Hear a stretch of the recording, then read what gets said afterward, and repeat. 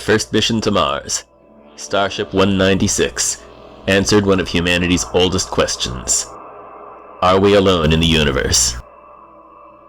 The first mission to Mars, Mission Commander Victor Captain Flash Velasco, Pilot Templeton Snake Starbuck, and a crew of scientists touched down in Syria Planum on Mars, only to find that someone had beaten them there. The human vocal apparatus cannot pronounce their names, but Snake Starbuck called them Styrakians. Fiercely territorial creatures, the Styrakians reacted with hostility. Astronaut James Squints was killed. Outnumbered, the Styrakians retreated, returning to their home planet using their space jump engine. Over the next 30 years, negotiations with the Styrakians continued by radio. Their home planet, the second planet orbiting Alpha Centauri, is so far away that only 6 messages were sent and received in that time. But we learned a great deal about our interstellar neighbors. And 30 years after first contact, an expedition was mounted to go to Styrakia. Poet RC Colony Studios presents Beyond Level 1. With our final launch poll and continuing. This is Tom Crowley, and welcome to special coverage of the launch of Courier 7, the mission to find the cure to the post-Level 1 plague. Astronauts James Fairtone, Marky Wythsax, Ambassador Travis Comar, Marine Colonel Clarence McIntyre and his Marine platoon will first rendezvous with the stranded Dragon capsule Flounder and retrieve astronauts Roger Valdez, David Bubblehead McGee, Stan McDowell, and Robert Psycho Simpson, and then proceed to Styrakia using the space jump engine acquired by our transmissions with the Styrakians. With luck, they will find the cure to the plague which has been ravaging the world for the past 5 weeks. It's hard to believe it's been that long since that terrible day, but while we wait for launch, let's look back at our coverage of that shocking event which brought the Styrakians back into our lives after 30 years.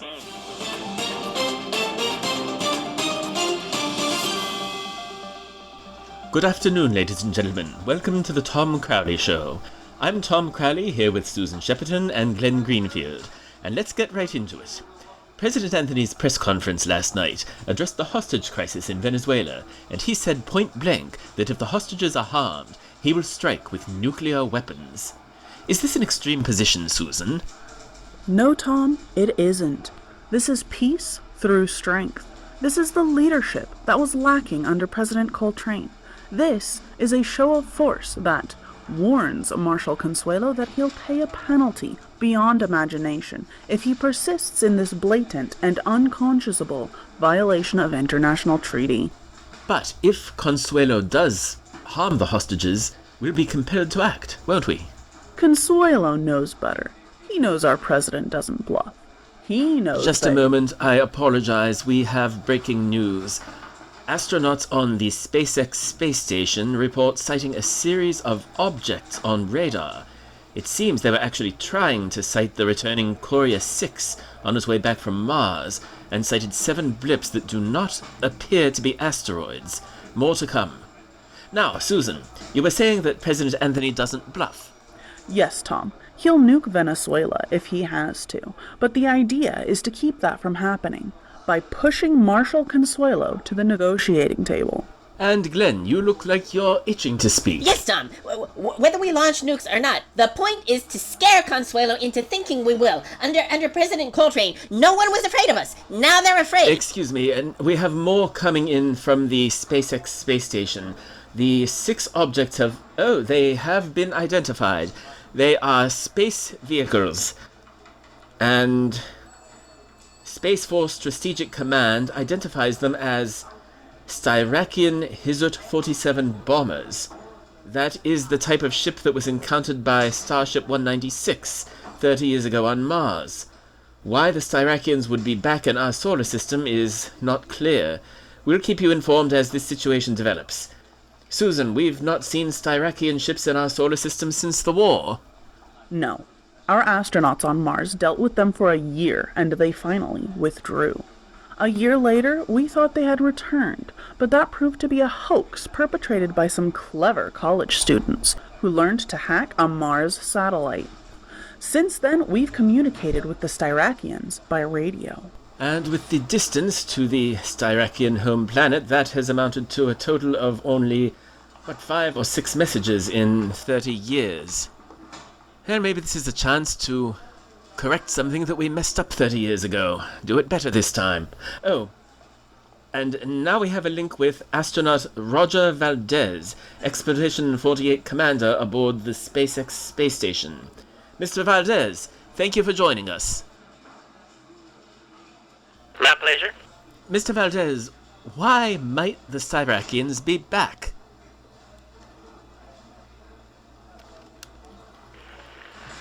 Well, there's no way to know at this time.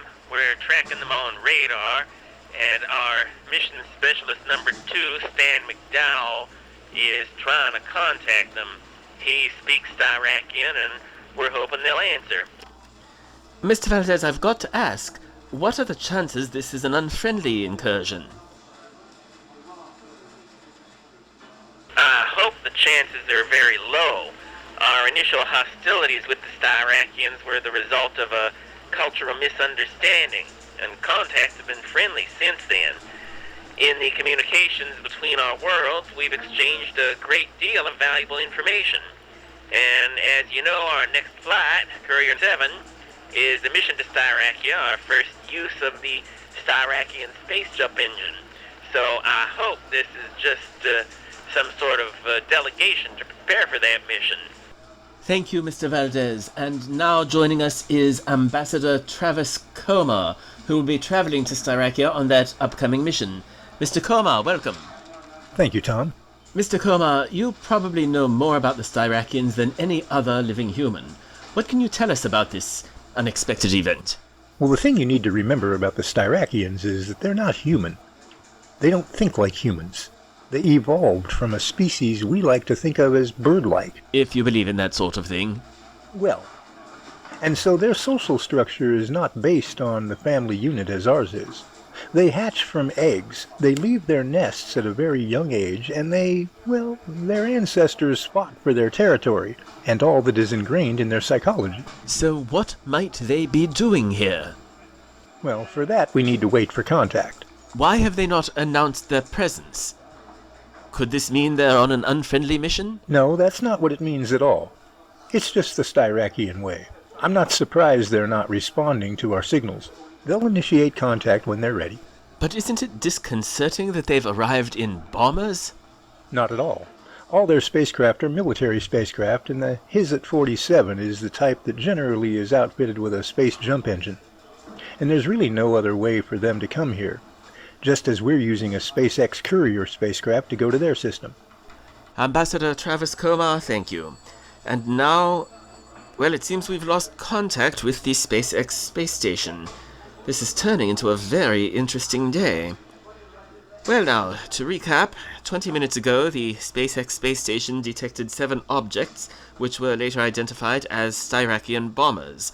We just spoke with Ambassador Travis Koma, who does not believe they are hostile, and we've lost contact with the space station, which sometimes happens with high solar activity. Susan, what do you make of this? Well, the Styrakians would be pretty stupid to attack Earth with only 7 ships. But they only had 5 on Mars 30 years ago. Well, yes, but that was on Mars. We had 1. But now, they're approaching Earth. They are, right? They're 150,000 kilometers away. Oh, and now we've got more information. A Space Force defense satellite has a picture.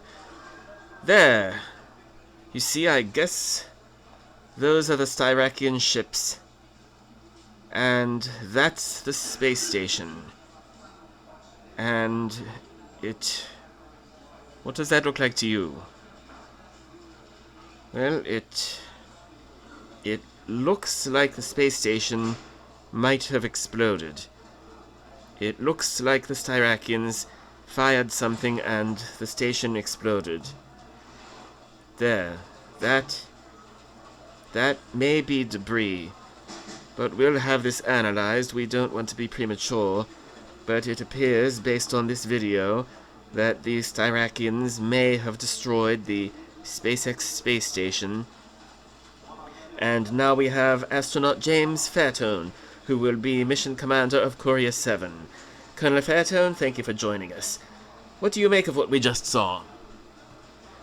Well, Tom, I was prepared to talk about our upcoming diplomatic mission, but now everything might just have changed. Do you agree with my interpretation of that video? Has the space station been destroyed? It looks like it. I don't want to draw conclusions, but we saw a projectile and we saw a scattering of debris. Is there any chance of survivors? If they saw the projectile coming, they may have had time to get into the Dragon or Orion, but the power-up and undocking procedure takes usually at least 11 minutes, so I hope they got away, but we'll find out. Colonel Fairtone, did you know the astronauts on the space station?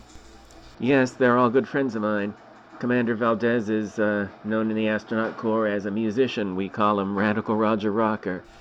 Pilot David McGee was my backup on Starship 116 back in '68. We call him Bubblehead because he used to be in submarines. Bob Simpson's one of the new guys, MIT guy, the brain of the corps. We call him Psycho Simpson because he's got such a loud voice.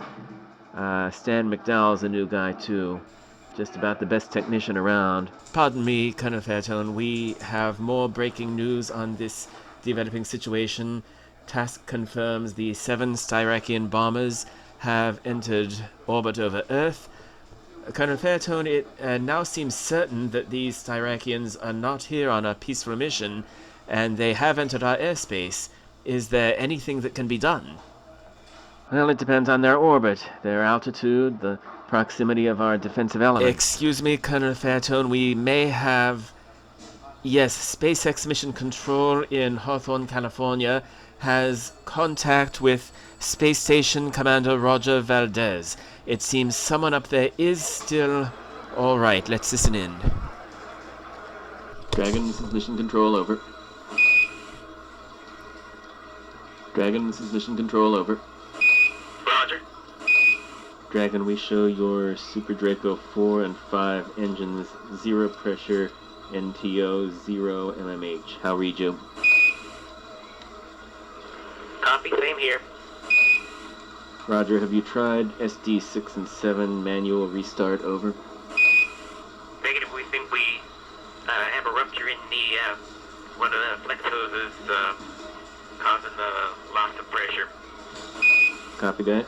We think you're go on 6 and 7, but stand by while we check it out. Roger, understand. Colonel Fairtone, what does that sound like to you? Sounds like, at least Commander Valdez got away in the Dragon, and I don't think he'd have left without all the crew, so I'm cautiously optimistic that they're all safe. Sounds like they have an issue with 2 of the Super Draco engines, and Roger thinks there might be a fuel leak. But with all the piping and tubing, there are lots of redundancies, so I'm sure they can get home. Excuse me, Colonel Fairtone, this just in. Each of the 7 Styrakian bombers appear to have deployed projectiles from orbit toward the Earth's atmosphere. Colonel Fairtone, surely we can't sit here and allow the Styrakians to shoot at us? Well, I'm quite sure we won't. I think we should all remain calm. 7 projectiles can hardly hurt us. Oh, and we've been told that... Yes, Alright, missiles have been fired from United States Space Force sites in Colorado, Michigan, Florida, and San Juan. At least now we're fighting back. And... Thank you, Colonel Fairtone. Now we have the President. Let's pick Thank you. I have a brief statement. Approximately half an hour ago, 7 Styrakian bombers space-jumped into our solar system, approximately 150,000 kilometers from Earth. These were monitored by Artemis Base on the Moon, Courier 6 on its way home from Mars, the SpaceX space station, and numerous deep space monitor satellites. We have confirmed that these bombers did fire high-velocity mass driver projectiles, destroying Artemis Base and the SpaceX space station. It is unknown whether anyone on the moon base survived. But we do know that Space Station Commander Roger Valdez pilot David McGee, and mission specialists Robert W. Simpson and Stanley McDowell escaped in their Dragon lifeboat. SpaceX facilities are now working to bring them home safely. The Styrakian bombers assumed orbit around our planet at an altitude of 380 kilometers. In response to this apparent attack, I ordered United States Space Force facilities in Omaha, San Juan, Cape Canaveral, Detroit, and Salt Flats fire Gundam missiles at the Styrakian bombers. These missiles are heat-locked and capable of pursuing the bombers for at least 70,000 kilometers. They are armed with low-yield nuclear weapons, 11 kilotons each. I want to assure the American public that we are prepared and that there is no cause for alarm. This unprovoked attack poses no threat to the American people. Thank you and good day. Mr. President, diplomatic mission to Styrakia by Courier 7. All right, the President not taking questions. Well, this has turned into an eventful day. Colonel Fairtone, what effect will this have on your upcoming mission? It's definitely too early to say. This is a government contract mission, so it'll ultimately be a decision made way over my head, but it's ridiculous to think that today's event doesn't change things in some way that'll impact my mission. Alright, now we hear that jets are being deployed by Air Force bases all over the country. No explanation for the reason for this. And alright, let's go to Doug Holland at Space Force headquarters in Washington, D.C. Thank you, Tom. I'm here at Space Force headquarters, and I can only describe the scene around me as controlled chaos. Orders are being shouted, soldiers running about, the base is on condition red, and you can see behind me that the status indicator is set to DEFCON 2. With me here is General Edward Tiresias, Joint Chief of Staff in charge of the Space Force. General Tiresias, what can you tell us? I can tell you that the Styrakian bombers have violated our airspace and we are responding accordingly. We've launched Gundam missiles which will pursue and destroy those bombers. General, we're told the Air Force has deployed fighter jets. Can you tell us why? Evidently, the bombers deployed projectiles that are on a re-entry course into our atmosphere. We presume them to be explosive devices of unknown yield, and we want to detonate them at high altitude. General, is there any danger to the public as a result of this? Not at this time. Excuse me. Thank you, General. That was General Edward Tiresias, Commanding General of the United States Space Force. Again, you see we are at DEFCON 2, Defense Condition 2, which means our armed forces are mobilized for war. Thank you, Doug. Doesn't look good. And that was, hard to believe, 2 months ago. For the next week, we followed the mounting reports of increased cases of what we now call the post-Level 1 plague, as well as the plight of the astronauts stranded in orbit aboard the Dragon spacecraft Flounder. Here is one of our initial reports on the plague. The Centers for Disease Control are reporting more cases of the mysterious respiratory illness XM39, with cases in every continent except Antarctica. Dr. Peyton Falconi, the director of the National Institute of Allergy and Infectious Diseases and chief medical advisor to the president, issued a statement this morning that he cannot rule out a link between this disease outbreak and the Styrakian projectiles detonated in our upper atmosphere last Wednesday by Air Force planes. Joining me is Travis Komar, ambassador to the Styrakians. Ambassador Komar, thank you again for joining us. Thank you for having me. Ambassador Komar, what is your comment on the notion that what we're experiencing is the result of a biological attack by the Styrakians? Well, Tom, since our missiles destroyed the 7 Styrakian bombers, the only ones that can tell us are dead. But if this was a biological attack, I'd suggest this is an expression of Styrakian culture, and we need to respond accordingly. Can you explain what you mean by that? Well, understand, Tom, that my knowledge of Styrakian culture is limited to what they've shared in their transmissions to us. My expedition to Styrakia on Courier 7 would have greatly increased my knowledge. Then Courier 7 is cancelled? No, it's being retooled into a retaliatory strike. But I think it's a mistake, because I believe we need the Styrakians to obtain the only possible cure to the disease. Do you really think they would share it with us? No, but I believe they have records of it. Let me explain. You know we've divided intelligent civilizations into 3 types on the Kardashev scale. No, I'm not familiar with that. Explain that to our viewers. It's a hypothetical scale developed by Soviet astronomer Nikolai Kardashev in 1964.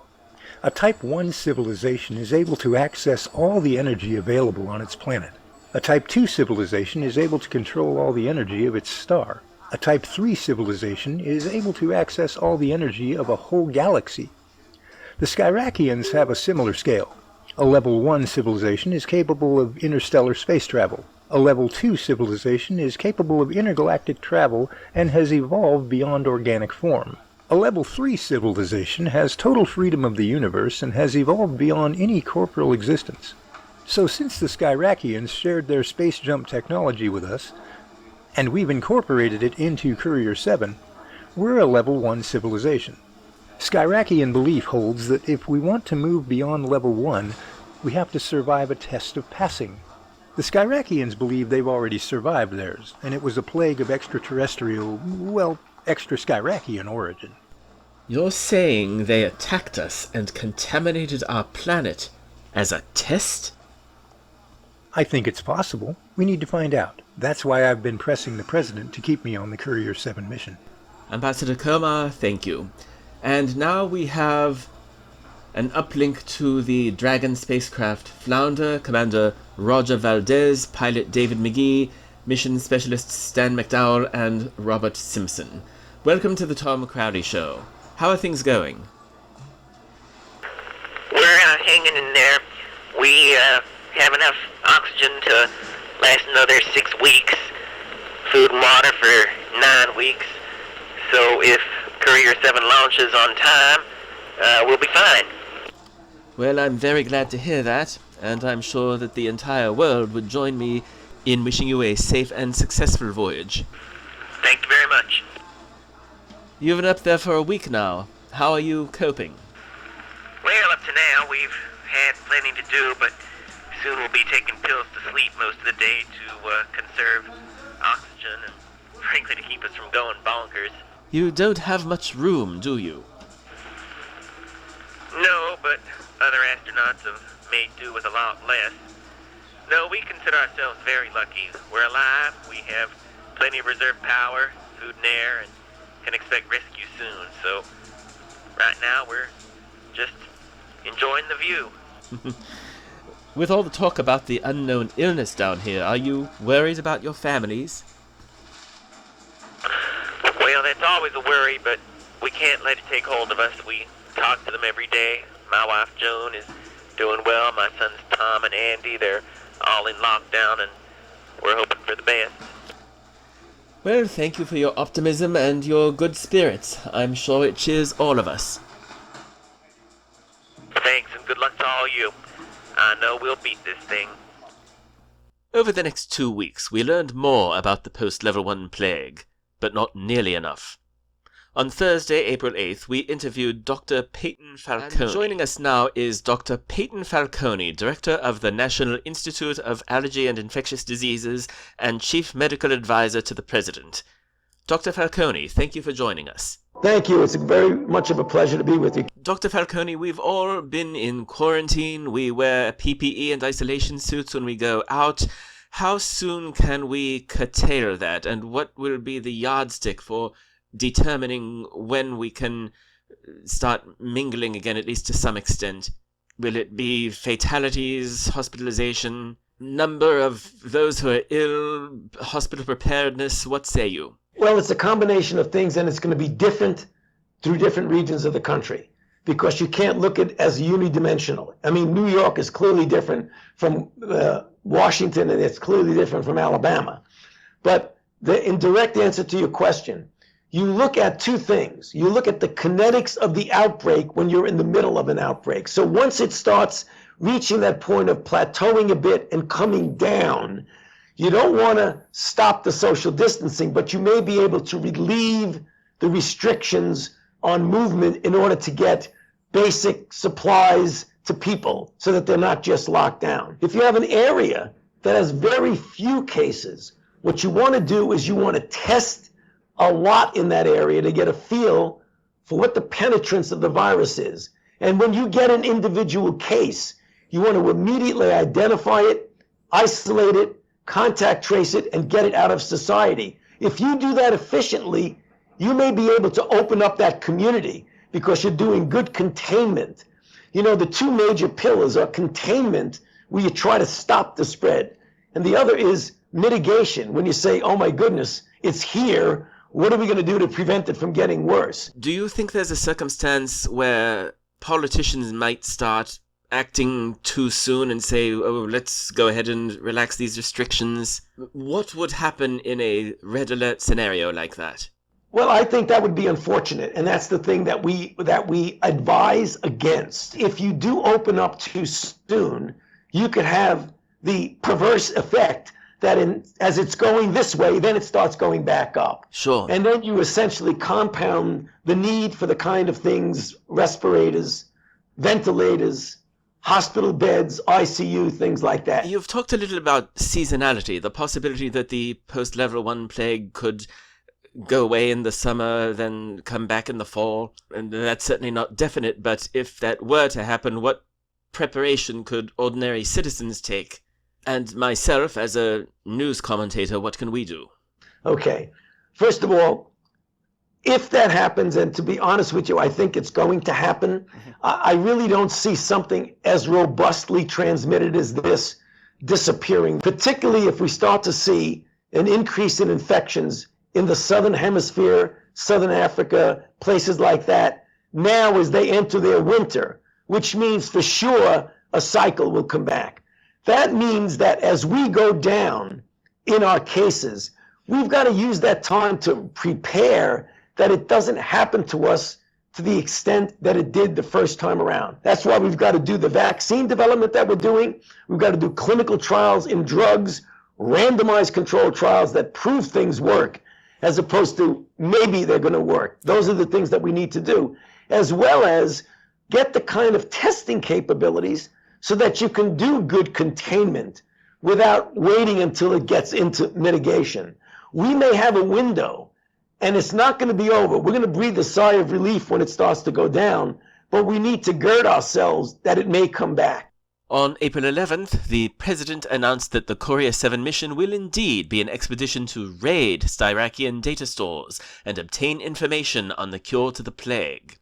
On that same day, we received the shocking news that President Anthony had the plague. Good morning, it is Friday morning and there is so much going on. It's a lot to wake up to. It is extraordinary.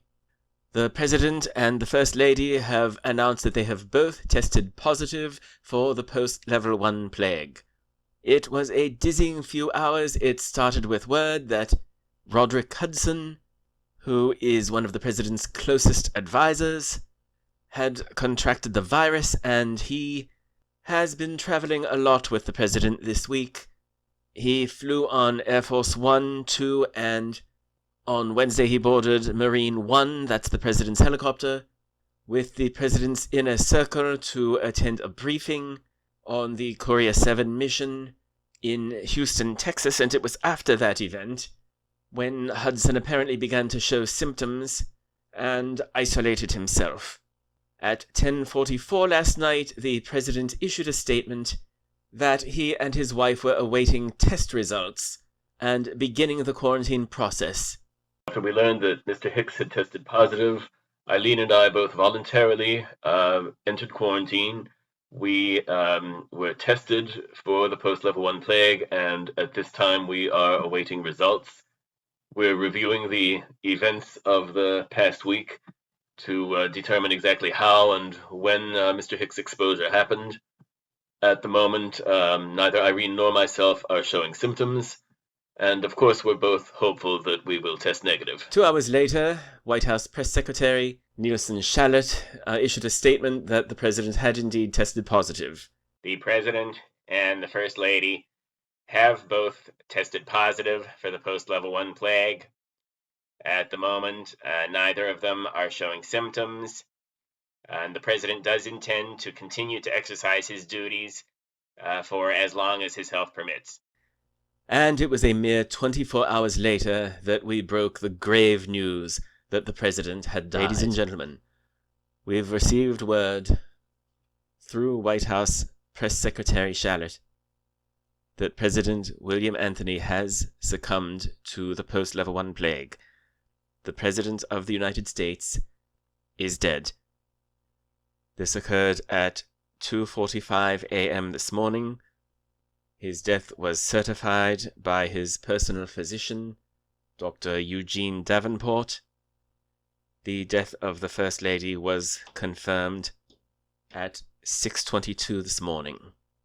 Vice President Dennis LeFeu was sworn in as President of the United States by Chief Justice Mackenzie in a private ceremony at 7:30 this morning. I repeat, breaking news, President William Anthony and the First Lady are dead. Vice President LeFeu has been sworn in. The unfortunate death of President Anthony did not slow down plans for the Korea 7 mission, and the next day we interviewed Marine Colonel Clarence McIntyre. And Korea 7, yes, it's been announced that Korea 7 will be a Space Force mission carrying a platoon of the 39th Marine Regiment. We now have Colonel Clarence McIntyre, who commands the platoon. Colonel McIntyre, thank you for your service to our nation. And thank you for all you're doing, Mr. Crowley. You've been on this crisis nonstop.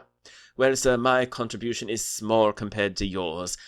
Colonel McIntyre, can you and your Marine platoon take on the entire Styrakian planet?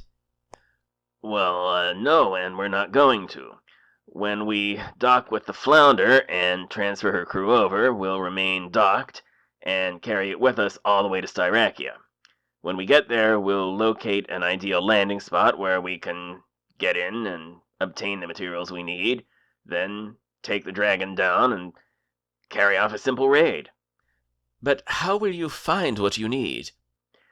Well, as you may know, Ambassador Travis Komar is coming with us. He'll either point us in the right direction, based on his knowledge of the Styrakians, or more hopefully, he'll get in contact with them and obtain the location of the kind of library we're looking for. And then what? How will you get off the planet? That's the tricky part. We don't know. We're hoping to steal a Styrakian ship. We know they have single-stage, surface-to-orbit ships. They may even have a space elevator. Ambassador Komar's not clear on that point. It's a risky venture, but my men and I are up to it. Colonel McIntyre, even if you are successful, Ambassador Komar believes the cure is not located on Styrakia, but on what he calls an unknown Eden-like planet. How long can we on Earth wait for the cure? Well, Tom, what can I say? That's where we are. Personally, I don't believe in legends. I think the Styrakians have the cure and we'll find it. Well, Colonel McIntyre, thank you for joining us, and best of luck to you. Thank you. And now, here we are, T-minus 25 minutes, and there you see Korea 7 stacked on the massive Eagle Super Heavy rocket, the most powerful rocket ever built, but even that is nothing compared to the power of the Space Jump engine. We are at T-minus 25 minutes. All systems still go for launch. Mission Commander James Fairtone, Pilot Maki Wythax, Payload Specialists Ambassador Travis Komar and Colonel Clarence McIntyre, Marines Jason Walker, Chad Taylor, Eric Herval, Lee Barton, Randy Wozniak, Michael Zakis, Mark Sylvester. Now we're joined by Sebastian Zoltar, a manager in Johnson Space Center's Engineering Directorate. In 3 minutes, we see the T-minus 20-minute events will begin. Can you explain that event and what we can expect to see? Can you hear me? Well, propellant... Go ahead. Fueling of the propellant of the second stage is complete, and they're hoping to start chilling those lines down and cleaning them ahead of liquid oxygen load, which begins about 7.5 minutes from now. Then also during that time, about when Stage 2 liquid oxygen begins, we should hear the final weather forecasts get delivered to the crew, and then also some of the final communications between the launch team and courier before they enter, terminal count and start up closer to launch. But that's all coming up still in 23 minutes from now. And there is the official clock. We're bringing this to you in real time. Well, Dr. Zoltar, now is the time for the crew to chill out, isn't it? Well, even though it's cold inside now, that's done in Well, we seem to have... heat and friction at there we go. Then you warm it up and they go in flight with the friction and the heating and the engines and all that. So it's going to get warmer in this cabin as they launch. So through just the normal phases of flight. So they've got to just chill out now and then it'll warm up. Thank you, Dr. Zoltar. And if you're willing to stand by, now we have... Sure. Now we have General Edward Tiresias, Joint Chief of Staff of the United States Space Force. General Tiresias, thank you for joining us. Certainly, Tom. General, death rates have been falling in Europe and America. Does that tell you that perhaps this $67 million flight is jumping the gun and maybe this pandemic will burn itself out? No, Tom, just the opposite. According to Dr. Falconi and the CDC, transmission rates are failing because so many have died that the plague is running out of people to kill. I think this just steps up the urgency of this mission. General, if the cure is not located on Styrakia, as Ambassador Kermar seems to believe, what will be the next step? Well, the courier will go to wherever the cure is. The space jump engine is restartable and takes about 3 weeks to charge up for a jump. And once it's hot, it can be used again and again. Courier 7 is certified for 24 jumps, though the engineers think it's good for a lot more than that. In that case, even if the mission to retrieve information on the cure from the Skyrakians fails, the courier will begin a methodical search of extrasolar planets. But, General, if Colonel McIntyre's team fails to learn the location of the cure, where in all the universe will they look? Well, according to Ambassador Komar, the Skyrakians say that it's an Eden-like planet. So we've had astronomers led by Dr. Earl McGann of Cornell compile a list of so-called super-inhabitable planets. These are planets with environmental conditions that would make them actually more amenable to life than Earth. That's the best we can determine about the meaning of the term Eden-like. But that's a worst-case scenario. I fully expect Colonel McIntyre's raid to bring the crew the information they need. All right, as they say, hope for the best, plan for the worst. Let's assume the worst-case scenario. If the courier has to search all those planets, how long might it be before they return with the cure? Well, I don't want to lie about the hazards of this mission. It's a highly risky mission. But we've charted 24 of these super-inhabitable planets, and if the courier has to search all of them, we've estimated their mission could take anywhere from 6 months to a year, maybe even longer. Thank you, General Tiresias. And I want to take this opportunity to remind our viewers that the courier mission is not the only hope of curing the plague. President Anthony instituted Operation Hyperdrive before the plague claimed him, a public-private partnership to facilitate and accelerate the development, manufacturing, and distribution of a cure to the plague. To date, Operation Hyperdrive has received $30 billion under the Plague Aid, Relief, and Economic Security Act, passed by Congress on April 14th, and includes components of the Department of Health and Human Services, including the Centers for Disease Control and Prevention, the Food and Drug Administration, the National Institutes of Health, and the Biomedical Advanced Research and Development Authority, the Department of Defense, private firms, and other federal agencies, including the Department of Agriculture, the Department of Energy, and the Department of Veterans Affairs. Now, Dr. Zoltar, do they do another weather check? Yes, Tom, the weather is continually monitored up until 10 seconds to launch, and at that point they can, well, it'll be their last opportunity to abort for weather. But generally, if they're tracking weather, they run to around T-minus 45 seconds when the launch director gives the go for launch, and then they'll say, no, weather is not good, we're standing down from today's opportunity, which is when they would go into all the fuel unloading procedure, which is essentially the inverse of what they do to load the vehicle. And of course, all of that has to be practiced with the crew as well, so they're familiar with what everything sounds like in the event that that happens, which it's happened now a few times, I know on Courier 4, and then a few launches since.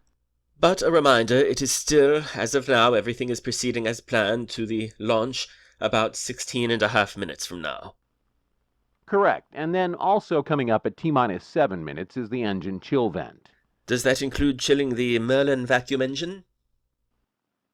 Well, there's a little bit of pre-chill that goes on, and you can sort of see the pre-chill as the vents on the inner stage that are basically all of the exhaust, all of the things that basically escape out of that procedure to be able to escape through those vents on the inner stage so that it's not accumulating on that closed environment. And so you see some of that as we get into the final minutes of the count. But the big chill down of the MVAC happens during flight at about T plus 1.5 minutes into the flight. That's when they start the big chill down of the MVAC engine ahead of ignition. Oh, and look at that. That venting is creating a long plume that's being shot by Felicia Riley on top of the VAB, wearing her PPE, N95 mask, and isolation suit. And of course, we'll all be hoping this mission will soon mean we can go outside without all that, and see and touch our loved ones again fairly soon. I assume, Dr. Zoltar, that the courier crew has been screened to make sure they don't have the plague? Absolutely. They've actually been living in the crew isolation shed ever since the President's emergency order on April 13th. Symptoms of the plague typically appear 24 to 48 hours after exposure, with morbidity in 1 to 2 weeks, so they're clear. But they must have been exposed to the pad crew. No, spacesuits were passed into the CIS through an airlock, and the astronauts dressed one another and were suited all the way out to the pad. There's been virtually no chance of exposure. Courier 7, the first manned interstellar flight, the mission to find the cure to the post-level 1 plague.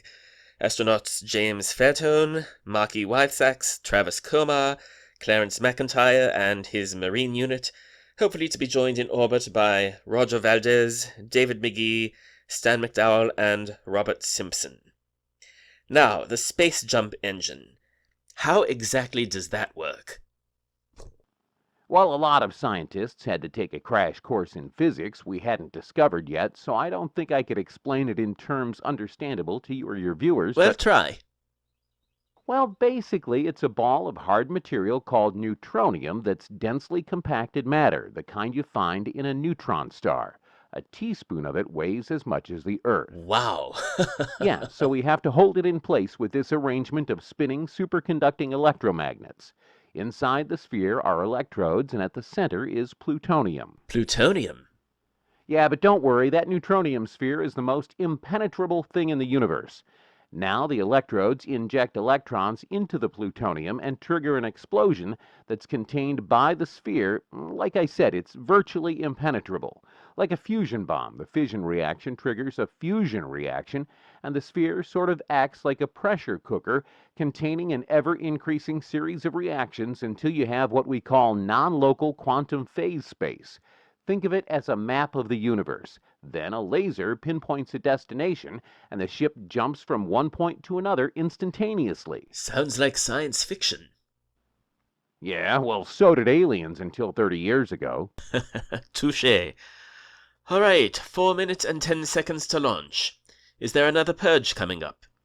2 minutes and 10 seconds. The final purge. And there you go. The claws on the strong back are opening, and the strong back will retract to its initial position, right? Is that what's happening now? Indeed, to 88.5 degrees. I love that you know the exact degrees. That's my specialty. 2 minutes, 50 seconds. Fueling is wrapping up now on the Eagle Super Heavy, and they'll begin purging the transporter erector lines with nitrogen to inert them. Nitrogen is a nice inert gas, so that's what's typically used to inert the propellant lines on the pad so you don't have an accidental ignition when the Merlin engines light at the base of that Eagle Super Heavy. And that's what we're hoping for 2 minutes and 20 seconds from now for the Courier 7 mission.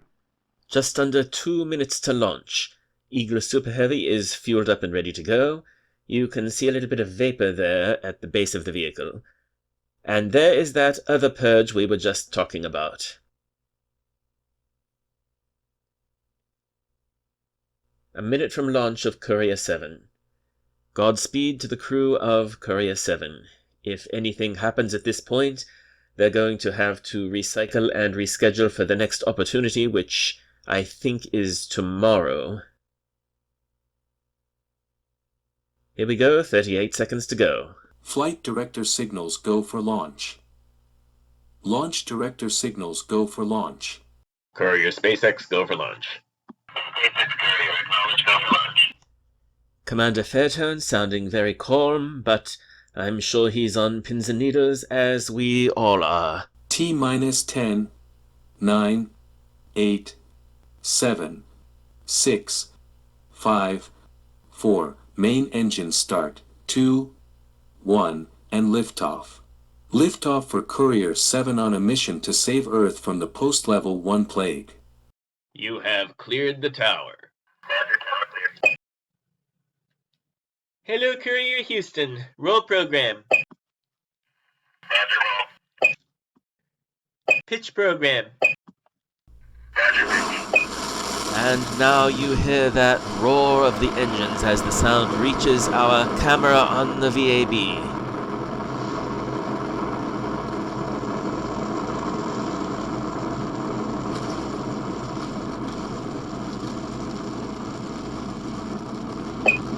Five nautical miles. 10 nautical miles downrange.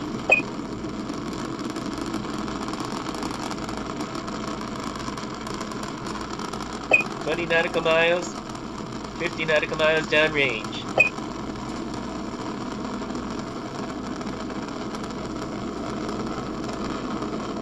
$50 nautical miles. 200 nautical miles downrange.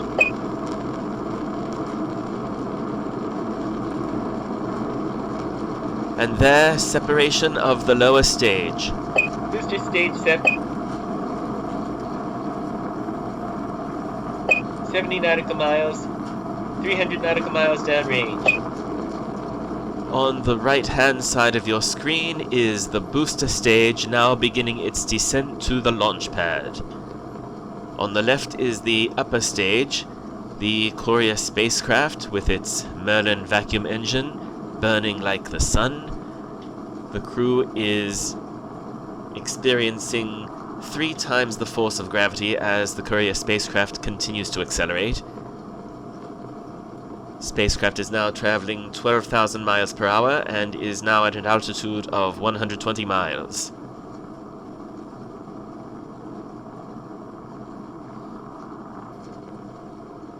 There you see the booster stage coming down. LZ-1, the F9 is landed. Landing operators proceed to procedure 11.100, section 3 on LZ-1net. And there. A perfect landing. SpaceX makes this look very easy, but there's nothing easy about it.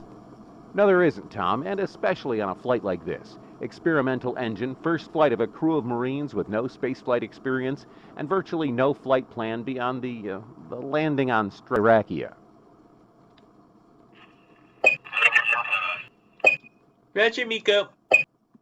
Miko, main engine cutoff. Courier 7 is in orbit. We're going to leave our coverage now of the Courier 7 mission. We'll be back with any further developments, otherwise we'll resume coverage tomorrow at 9 o'clock Eastern Standard Time for the rendezvous and docking with the Crew Dragon Flounder. We go now to Judge Franklin, already in progress.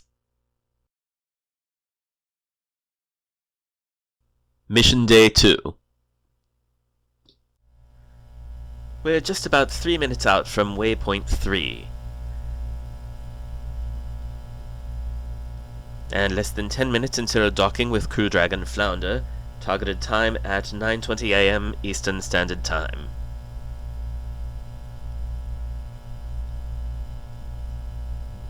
These are views of Flounder from Courier 7. You can see some of those lights flashing.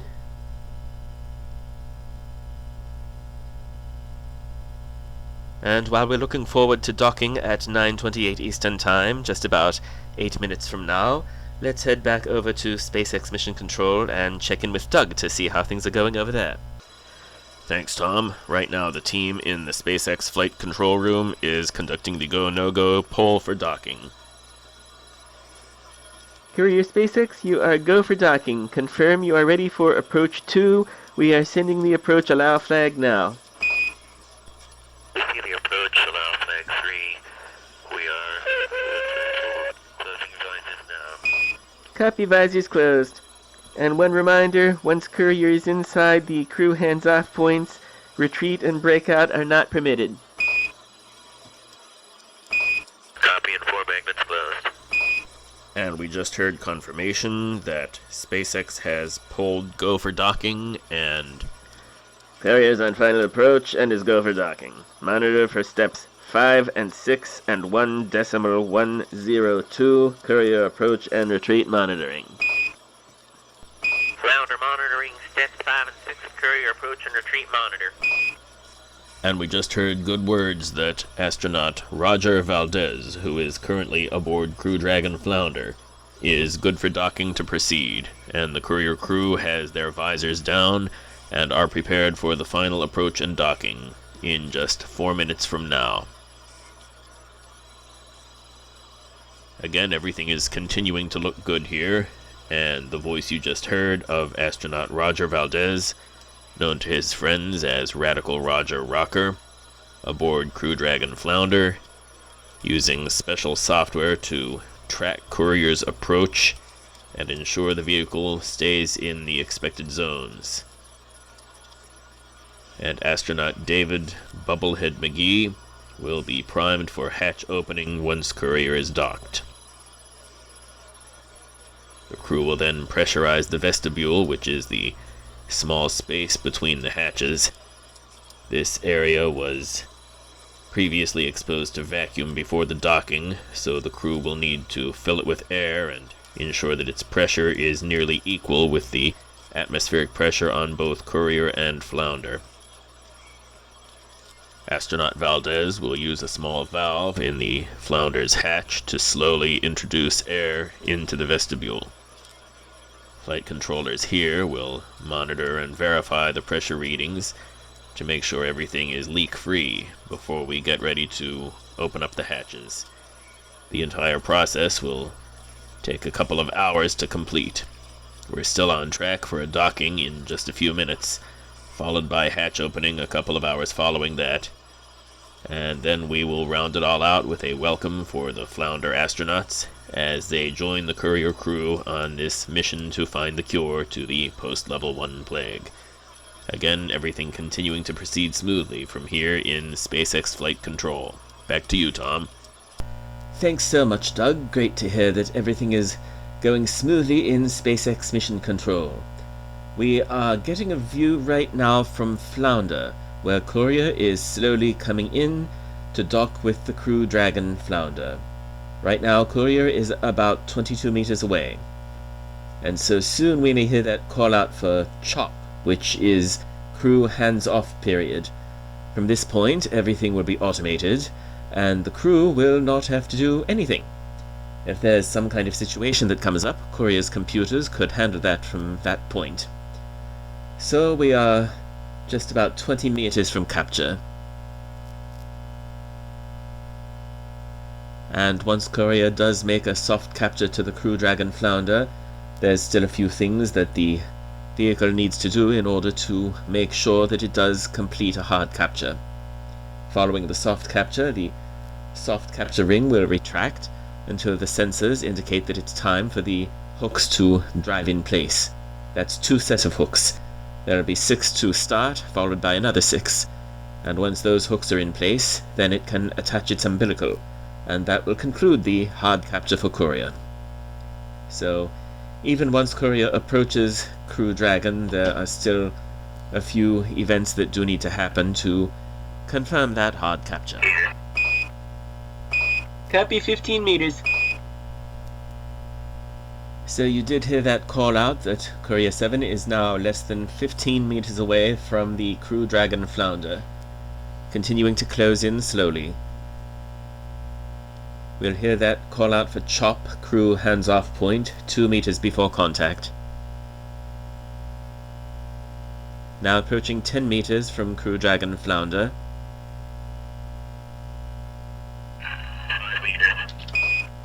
Copy 5 meters. Should hear that call out for CHOP shortly.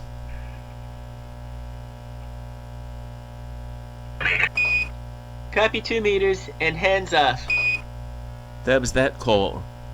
Standing by for contact and capture.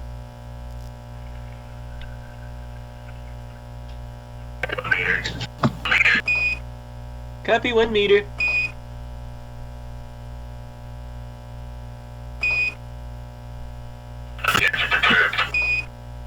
And contact confirmed. Courier made contact with Dragon at 9:28 a.m. Eastern while flying central over the North Atlantic Ocean just east of Newfoundland. And there are still a few steps to complete before Courier is securely attached to the Dragon. Again, we do have soft capture, but then they will retract that soft capture ring. Then they can start driving in the hard capture hooks. Again, there will be 2 sets of 6 hooks each. Once those hooks... Ring retraction in progress. There's that call out that the soft capture ring is being retracted. And then shortly we should hear that the first 6 hooks will begin to drive in for that hard capture.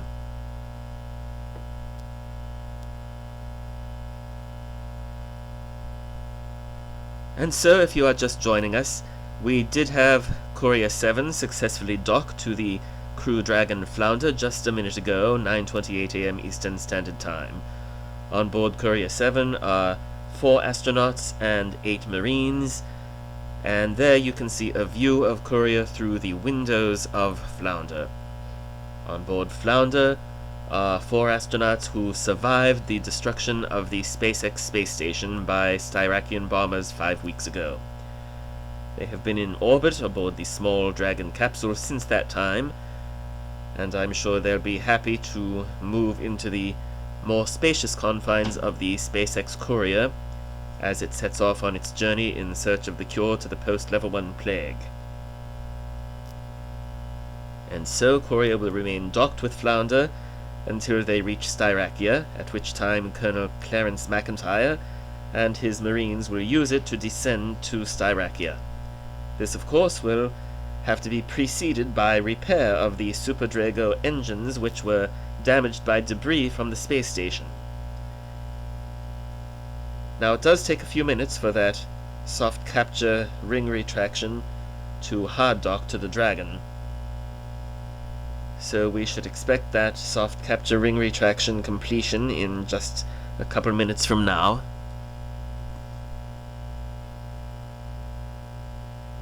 And once soft capture is complete, we will have those hard capture rings we were talking about. There's 12 of them in total, but they'll engage in 2 groups of 6. So the first 6 will engage, then the other 6 will engage, and at that point we will have a successful hard capture docking.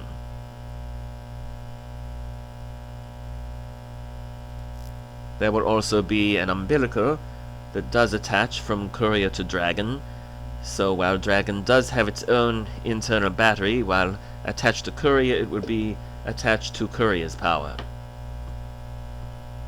And you see Dragon's nose cone obscuring the view of Courier. Oops, and now we're seeing the view from Courier's right side camera, but there you see Dragon's nose cone, and you see why it needs to be open so that all that guidance and navigation control system can be exposed. Courier doesn't have that kind of nose cone, as you can see. Instead it has the aerodynamic shroud, which leaves its guidance and navigation system exposed. This is the hatch that the Dragon crew will float through once they go aboard the Courier, after that vestibule is pressurized and all those leak checks are completed. So that won't happen right away. It is a bit of a process, but we will be providing coverage throughout that, so stick with us, and then you'll be able to see the Dragon crew float aboard the Courier. For now, we end our coverage and go to Gilligan's Island, already in progress.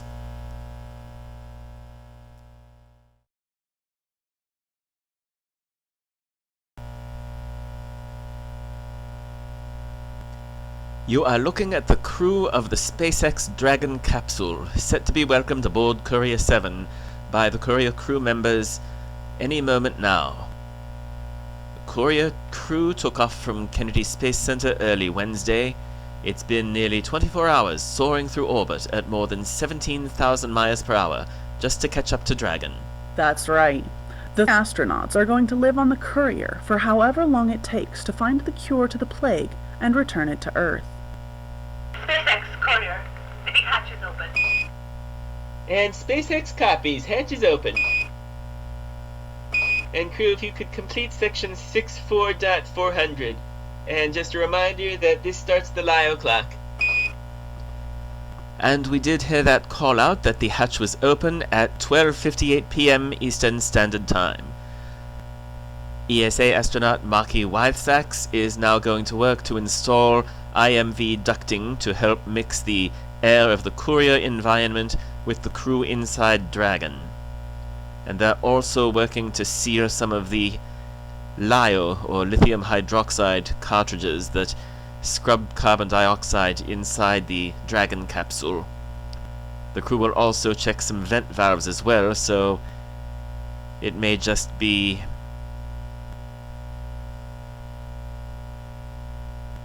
and we are getting views inside Crew Dragon Flounder, first time since they've docked to Courier 7. Great to see them on board.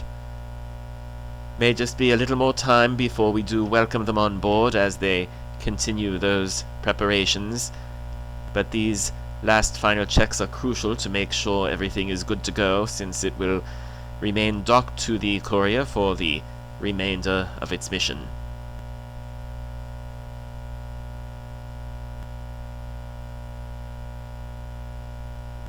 And first through the hatch is Stan McDowell, rookie astronaut, engineer from Ottumwa, Iowa, his first space flight.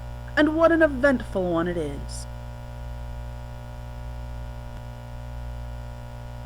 Next is Robert W. Simpson, or Psycho Simpson, veteran astronaut, U.S. Space Force pilot, on his second one-year tour aboard the SpaceX space station from Seattle, Washington. And coming through the hatch now is another Space Force astronaut, David Bubblehead McGee, on his third space flight. His first two space flights were to the Artemis moon base. And finally, Mission Commander Roger Valdez, Radical Roger Rocker, not one to leave his ship before his colleagues. And with that, the Expedition 48 crew is aboard Courier 7, their home for the indefinite future.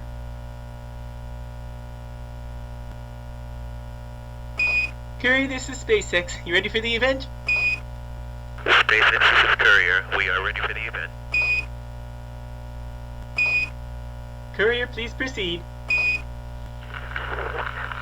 SpaceX, NASA, the news networks covering this event, and to the people of the world, I'd like to say how pleased I am to welcome Expedition 48 aboard Courier 7, and to assure everyone listening that that we'll have the cure for you before long, and just hang in there. Toast.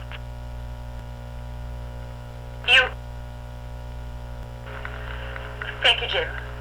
I'd like to echo Jim's remarks and welcome our friends Radical Roger and Stan and Bubblehead and Psycho, and I can't say we have plenty of room, but we'll make you comfortable, and I just want everyone to keep their spirits up, because we won't quit until we have that cure.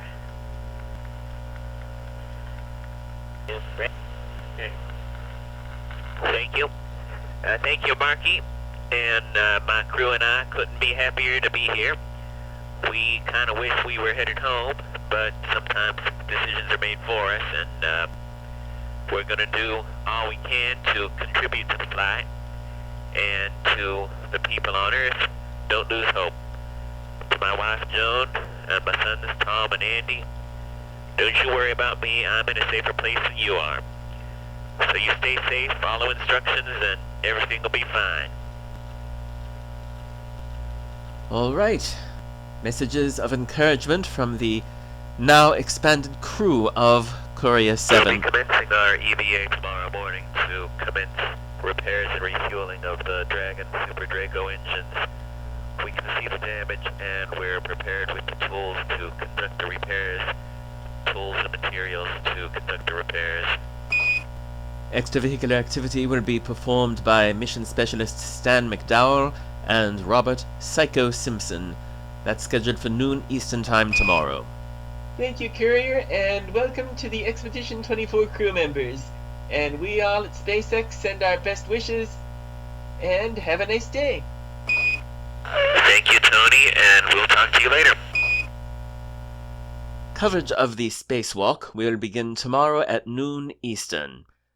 Now we go to the Batman-Superman show, already in progress.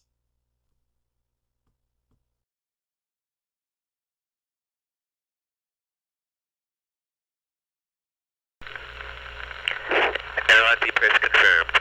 Standard Psycho ready for egress, over. Roger.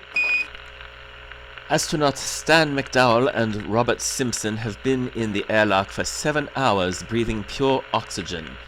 We just got the call out from Mission Commander James Fairtone that they're ready for egress. There you see the hatch opening. That's, I believe, Stan McDowell's helmet camera. And there's Robert Psycho Simpson. They're kicking off. We're out. I see the cowling. If you could move a little bit forward, belly toward me. It's close, about 4.7. Copy and concur. Astronauts McDowell and Simpson are outside the spacecraft. They are tethered and using external handholds to move across. Showing 4.6. How's look on your side? They're using handholds to move from the airlock to the Dragon's damaged. Looks to be in the ballpark. Looking very close. Alright, now you're there.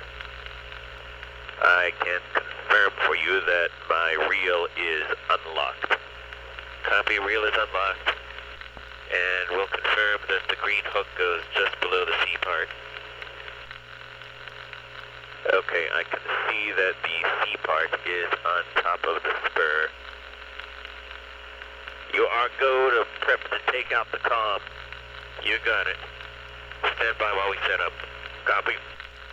Astronauts McDowell and Simpson are locking on, I believe, anchoring themselves so that they may proceed with this complicated repair, which is expected to take 8 hours. This is the helmet cam view, helmet cam number 18, which is Robert Simpson.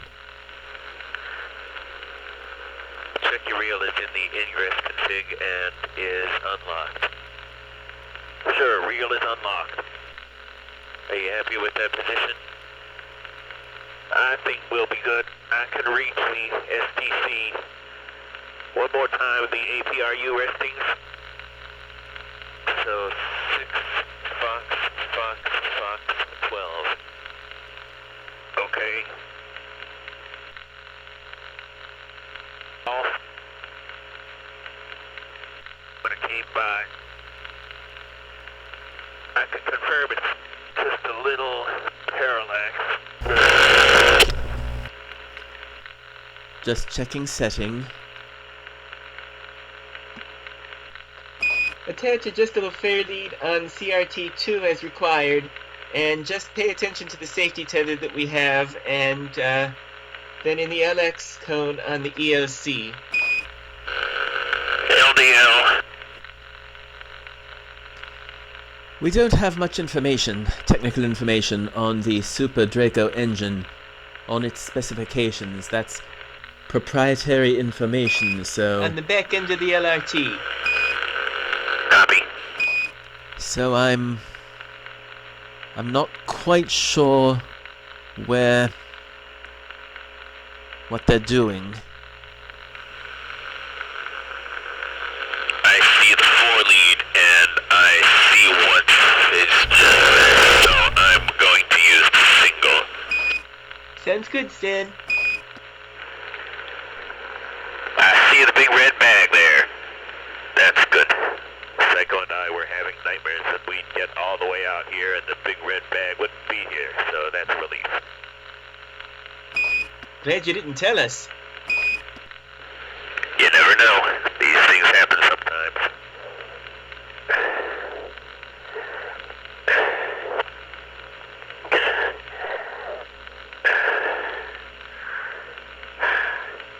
Wow, what a view. Yeah, it is. Looking at the MLI, there's the two notches in the bottom.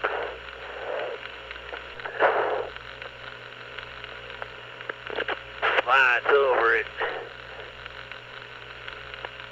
It leads gaps over here to the right, if you can see that. And I can adjust to just the way that flap is out and the way the bottom of it, the way it works right here. It's open to the right side, so it's not open to the... Alright, we're going to interrupt our coverage as the President is speaking. President Dennis Make a LeFaux. statement on the news that I just received that my chief medical advisor, Dr. Peyton Falconi, has tested positive for the post-level 1 plague. This is sad news, of course, but he's in good spirits. I just spoke to him on the phone where he's in quarantine in his home with his wife Marjorie, who was also tested positive. He intends to continue advising me and collecting information from around the world from doctors and scientists studying the plague. So far, his symptoms are mild, but as his condition progresses, he will step back from his duties and devote his time to his wife and family. At that time, Deputy Advisor Rhonda Wicks will assume Dr. Falconi's position, but at the moment, Dr. Falconi is determined to continue his work. He is optimistic that one of the many companies engaged in developing a vaccine will make a breakthrough before he succumbs. He will continue to communicate directly with the American people for as long as his condition allows. His advice in light of this news remains the same. Remain calm, stay home, order your groceries by Grocer X, take your temperature daily, and stay entertained. We will come through this. As we speak, the Courier 7 astronauts are working to repair the Dragon spacecraft for the mission to Styrakia, however the hell you say it, Styrakia, to try to find a cure to the plague. We will emerge stronger and life will go back to normal. Thank you and good day. Alright, President LeFaux with the sad news that Dr. Peyton Falconi has tested positive for the post-level 1 plague. The President says that Dr. Falconi has mild symptoms and will continue his work while in quarantine and will continue to communicate with the American people. A reminder that early symptoms include fever, loss of appetite, confusion. As the disease progresses, patients experience memory loss, incontinence, bleeding, excessive weakness, and eventually coma. Up to now, 90% of cases are fatal, but you should all remain calm. Isolation is key to reducing the spread of the disease, and many companies are working on mRNA vaccines and other treatments in addition to Courier 7's mission to obtain the cure, or the location of the cure, from the Styrakians.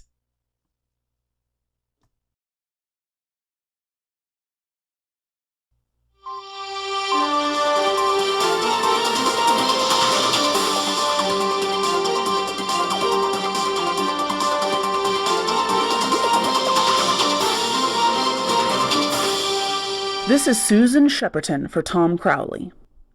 The INB family is saddened by the news that Tom has tested positive for the post-level 1 plague. He is stepping back from his position at INB to spend time with his family. But today brings hope to the world as Courier 7 prepares its space jump to the Alpha Centauri system, home of the Styrakians, where Colonel Clarence McIntyre and his Marines will attempt a raid on a Styrakian library to find the location of the cure to the post-level 1 plague. CRPA check complete. Roger. Second stage proton anti-proton boost check. Roger, you are go for AS inject. Roger. All checks are complete. The space jump engine is powered up. Joining us now is General Edward Tyresia. Thank you for joining us, General. Certainly, and thank you for your coverage. We're now at 10 minutes to space jump. Can you give us an idea what's going on up there on the Courier now? At this point, the crew is strapped in. They're in their helmets and their ejection seats are armed. The space jump engine is building up to its maximum energy level, which is 10 to the 19th power billion electron volts. Can you give us an idea just how much energy that is? Enough to blow up the Earth? Actually, barely enough to start a vacuum cleaner. But it's a tremendous amount for a subatomic particle. That's what allows the laser to probe what we call quantum foam, or zero-point energy, in a way that behaves as though the whole universe is one particle. I'm afraid that's a little over my head. Well, it's over most people's heads. To put it simply, it makes a bubble where you can locate any part of the universe, and when you inject a certain amount of vertum, or what GE calls E-boom, that bubble can switch places with another part of the universe. That's the best way of explaining it, though of course it really involves a lot of math.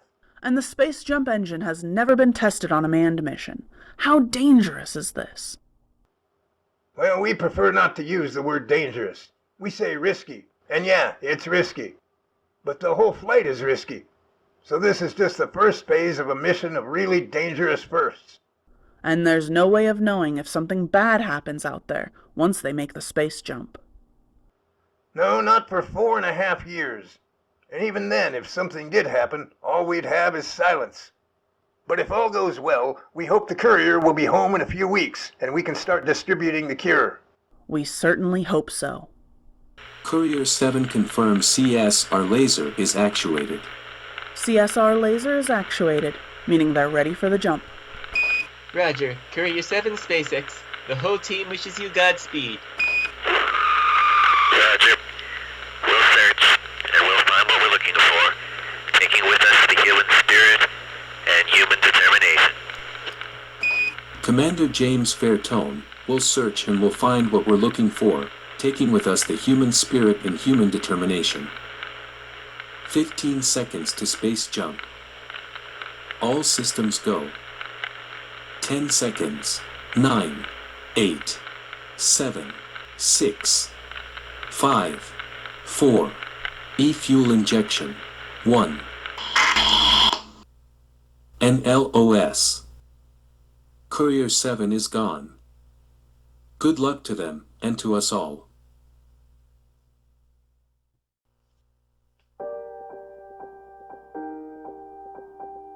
No sooner had Courier 7 vanished from Earth orbit than it reappeared in orbit over Styrakia. Thus, the crew of Courier 7 became the first humans in history to see an extrasolar planet with their own eyes. There it is. Wow, look at that. Gee whiz, wow, that is a sight. I remind you, we've mapped none of it. As Colonel McIntyre and his Marines prepared to ingress the Dragon spacecraft, pilot Marky Wildsacks took the opportunity to record her impressions of the alien planet. Surface is a dark brown. The oceans and clouds seem to have a purple tinge, possibly the result of a nitrogen-rich atmosphere, or possibly certain aerosols, or possibly marine organisms or algae, but it does have a purplish tinge. We're currently orbiting over the northern hemisphere at an altitude of 400 kilometers, and I can see several distinct shorelines, though there is a heavy cloud cover over much of the equatorial region, and what appears to be an occluded front over the continent we're flying over now. I can see many structures in a distinct road system or transportation system of some sort. The continent below us appears to be fairly flat, with some rolling mountain ranges. I don't see any current volcanic activity at the moment. The oceans have a number of white streaks in them, or trails. They may be the wakes of ships. I see 2 disturbances in the tropical zone that seem to show signs of cyclonic circulation. My impression is this would be an unearthly place to call home, but it's someone's Earth. It's no wonder the Styrakians are so alien. It took 2 hours for Colonel McIntyre and his Marines to board the Dragon, joined by David Bubblehead McGee and Robert Psycho Simpson as pilots. During this time, the Styrakians had detected the courier's arrival and responded. They fired a missile at us. Surface-to-air missile. Yeah. It was pretty tight. We saw it. We saw it very distinctly. But we had no ground control to advise us. We were on our own. We had to act on our own judgment. It was all guesswork. So Commander Fairtone took it upon himself to alter the courier's orbit. Let's do a 10-second burn, a lateral 10-second burn, basically a deorbit burn, see if we can't scoot over their horizon. Oh, sure, I knew I'd have to make decisions like that, but you never know if you're making the right decision until it's over. Marky, work out what that does to our AOA, or rather the Dragon's AOA. Copy. The missile missed, but the crew knew there could be more, so the timeline was increased. Dragon courier, all loops open.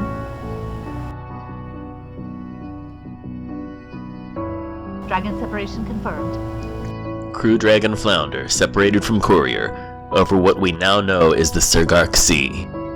With that, Bubblehead McGee, Clarence McIntyre, Psycho Simpson, and their Marines were on their way.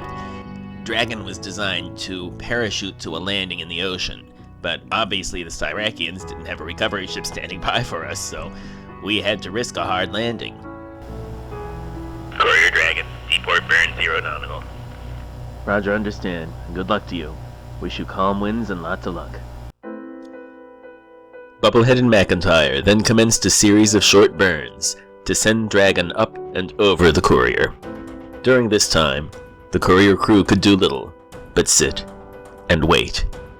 I will never forget hitting the atmosphere of Styrakia. It was my first ever re-entry. It was my first spaceflight, and wow, what a baptism of space. In a few minutes, we were in a ring of fire, just whirling around us, and man, I'm a Marine, but that scared the shit out of me. Can I say shit? Well, we have a good drogue. And there go the beans. Sounds good. Those chutes were a beautiful sight in that alien sky. But the landing was rough. We bounced a couple times. Dragon Courier, do you read? Dragon Courier, do you read? Courier Dragon, we're down. We bounced a few times and we're lying on our side in a sort of a sandy soil. We have a few injuries, power failing. And the Styrakians were expecting us. No sooner did we open the hatch than we were drawing enemy fire. We lost Taylor and Sylvester as soon as we egressed. McIntyre, come in. Hello, McIntyre. Courier here. Do you read, over? McIntyre, Courier, do you read? McIntyre here. Drawing heavy fire. Center forces unknown. As they battled their way northward, Ambassador Travis Komar aboard the orbiting courier continued to advise them. McIntyre, this is Komar. You should be 50 clicks southwest of the city of Arang. Do you copy? Roger, copy. If you've never seen a Styrakian,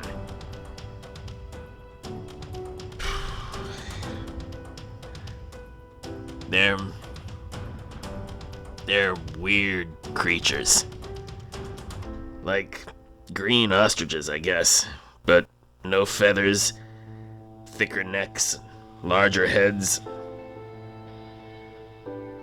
When they look at you, man, when they look at you, you know they're looking at you, and seeing you, and thinking about you. You don't think about how weird it is to see a non-human, intelligent creature. It's like an animal, but you know it's a person. We got lucky. I think the Styrakians could have taken us all out, but they were being overly cautious. In the end, Taylor, Sylvester, Herval, and Barton were killed, their bodies left behind. Wozniak and Zakis were injured, but managed to continue on. Despite further Styrakian fire, they managed to get inside the Orang military library. McIntyre, this is Komar, over. McIntyre, this is Komar, over. This is Bubblehead. McIntyre's everywhere with books, I think. Some sort of digital storage. Never mind specific books. The library desk will have a central disk. That gives access to all the files. If you play that and transmit it, that will give us the location of the cure. Roger. Once they got inside the library, the Skyrakians would never shoot at them. The knowledge in the library was too precious. Jason Walker found the central disk and transmitted it. With that, the mission was considered a success. But they still had to find a way to return to the courier.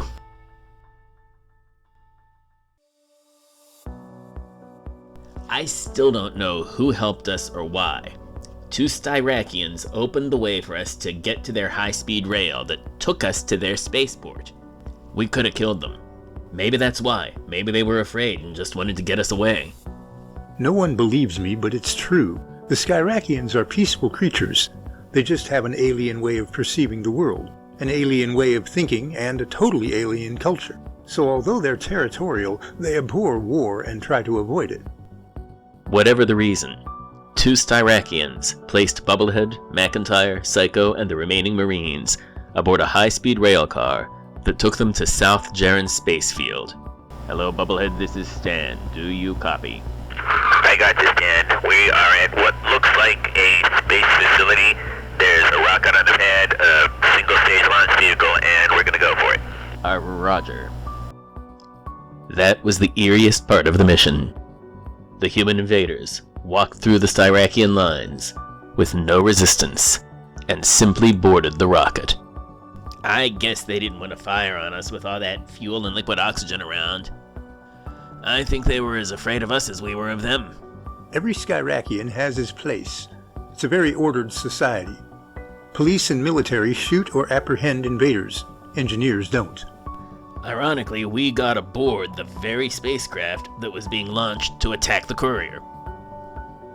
We attacked them. They didn't attack us. I mean, they attacked the Earth. They destroyed the SpaceX space station. They infected us with the plague. They destroyed the Artemis moon base. But I felt like a real asshole hijacking that spacecraft.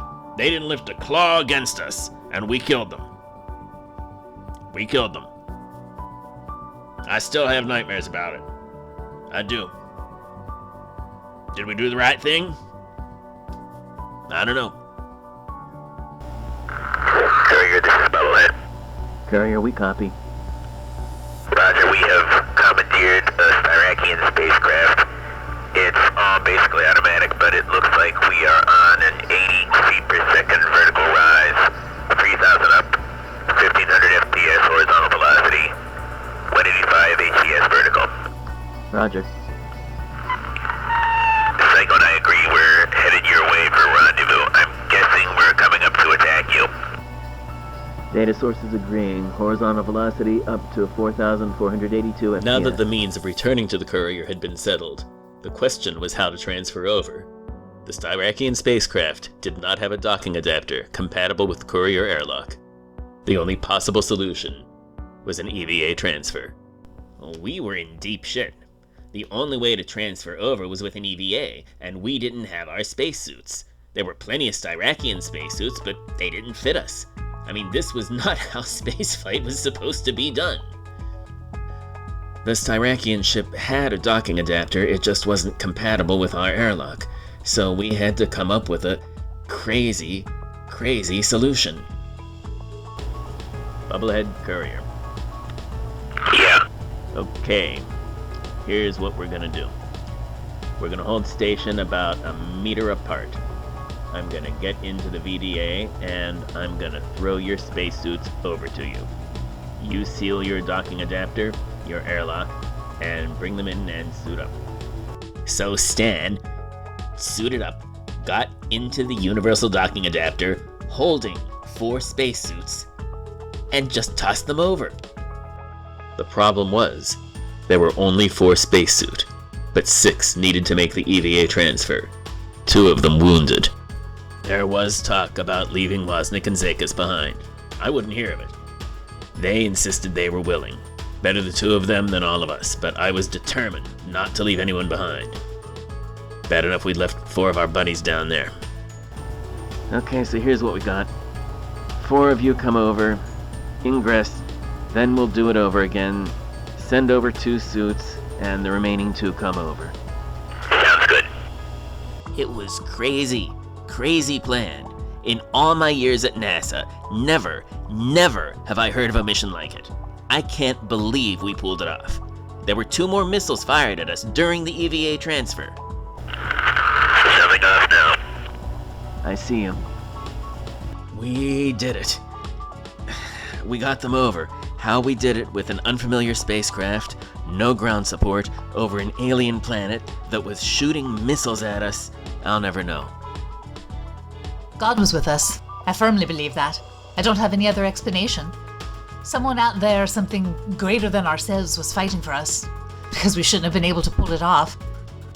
As soon as they were aboard, Commander Fairtone executed another burn to boost Courier away from Styrakia in order to avoid any further missile attacks, while Ambassador Komar helped to analyze the data in the Styrakian library. Trigor, Aduba, Trigor, Ahim Trigor, Patsum. What is it? Trigor is a Styrakian myth, sort of like Atlantis. So what are we talking Or, about? no, more properly, Eden. Like the Eden-like So planet? Aduba. Aduba is a state of consciousness. Ahim is a direction from the equator straight to the zenith as seen from Patsum, which is, I think that's an island off the coast of Adum. What we learned is the cure to the plague is not on Styrakia, which is what I had been saying all along. It was disheartening and it was scary, and it's what we had feared. Our journey was just beginning. Somewhere out there was an Eden-like planet, and all we could do was follow the Styrakian clues and hope we could track it down. And so the expedition to Styrakia was just the start of what would be a long and harrowing mission. The mission of the Courier, to find the cure to the plague, and to lead the human race beyond level 1.